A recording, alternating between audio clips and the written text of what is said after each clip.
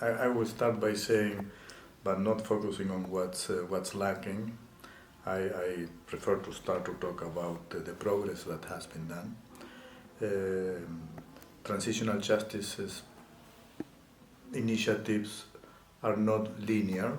In most of the cases they have ups and downs because it becomes a very political issue in many circumstances. But Nepal has been working on trying to achieve finally transitional justice process for many years with those ups and downs. I was here last year. There was a great event in which the Prime Minister announced progress and the intention of reforming the laws.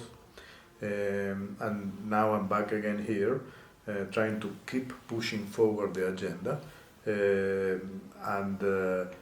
I believe there is already some progress being done. The fact that the main political parties, the prime ministers of the last years who are here, really shows the willingness to advance. So what is missing? They need to form the commissions, and they need to form the commissions with credible individuals.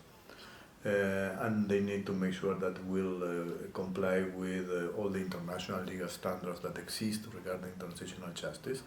And all of them did commit to do that. So I think there is a great opportunity right now. We need to wait. It's 2 weeks in which all these political leaders, civil society, and the groups that represent the victims must get together and discuss and move forward. Hopefully this time they will finish what they started a few years ago. Yes, dialogue. I had, I am from Latin America. I am from Argentina. Latin America has many cases of transitional justice, starting with my own country, Argentina, back in 1983 when democracy returned, and it is all about dialogue. It's all about political leaders prioritizing the need that society has, not just the victims, society has to heal the wounds.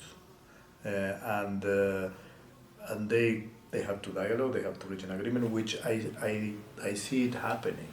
And today we had 3 main political leaders that were prime ministers themselves. And they sat together and they decided to participate.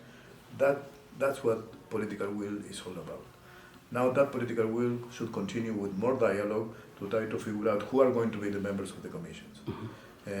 It may be problematic because there are always problems. The peace process in Colombia started many years to be done, and the dialogue they had took months of dialogues in order to reach a really very good process. So it is all about dialogue, but dialogue that should include the political parties, civil society organizations, and particularly the victims coming together and decide who are going to be the members of the right now, the members of the commissions. That's what they need to discuss. Let's focus on those things. What's the stumbling block? They need to agree on names of people that are credible for the Nepalese society and for the international community, because it's a critical aspect, and that's what they need to do right now. And there are a lot of people in this country that can play that role. So I do believe it is possible. Colombia had 4 attempts of transitional justice during a 3 decades period, and so they didn't work. But the last one did work, and it was political will, and civil society was a participant. And civil society didn't agree with everything, but they finally reached the compromise.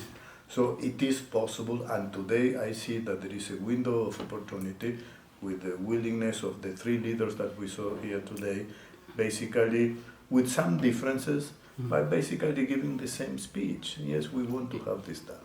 So this is the moment that all of us, civil society in Nepal, international civil society, should push forward to help the leaders reach the agreements we need right now.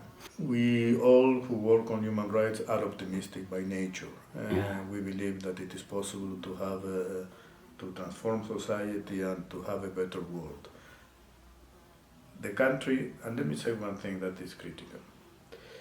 When people talk about transitional justice, immediately comes to some people's mind the idea of the past.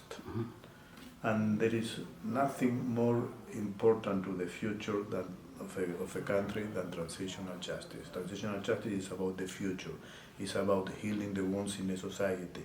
It's about accountability for human rights violations. It's about stability for a country.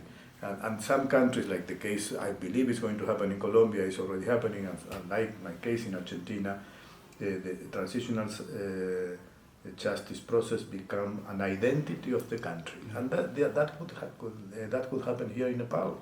Nepal could be a model for other countries in the region or worldwide on how to deal with this situation and how to move forward, but not ignoring what happened in the past. In the past, okay. By accountability, particularly for the victims. It's not just the victims present here or those who have been directly affected. When there are situations like the one in Nepal or my country in Argentina, all society was affected.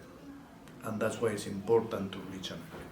I would say that after this meeting today, they need to make sure to act responsible, and that means getting together to reach a compromise, to identify the individuals that will form the commissions. Once that is done, and we have a full commission working, the situation is going to move forward.